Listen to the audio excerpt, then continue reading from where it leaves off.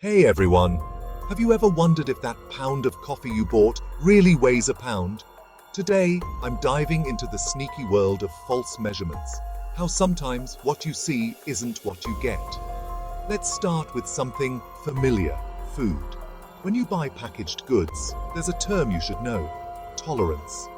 This is a legally allowable deviation in measurements. It's there to account for minor errors, but sometimes it's used as a loophole to shortchange consumers. For instance, a pound of cereal might legally weigh slightly less than what's advertised. Sneaky, right? Now, moving beyond the grocery store, let's talk about fuel. When you pump gas, ever feel like you're not getting as much as you paid for? Well, this might be why. Some gas stations have been caught with poorly calibrated pumps, giving you less fuel than the meter claims. And it doesn't stop there. In real estate, the size of a property might be misrepresented. What's advertised as 1,000 square feet could be less if measured meticulously. This misrepresentation can affect property prices and rental agreements, costing you more for less space.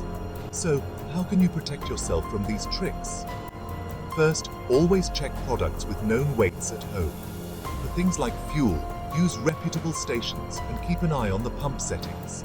And with real estate, always double-check the property measurements, perhaps with the help of a professional.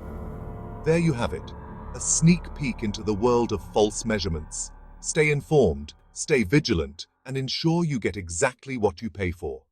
Until next time, keep questioning the world around you.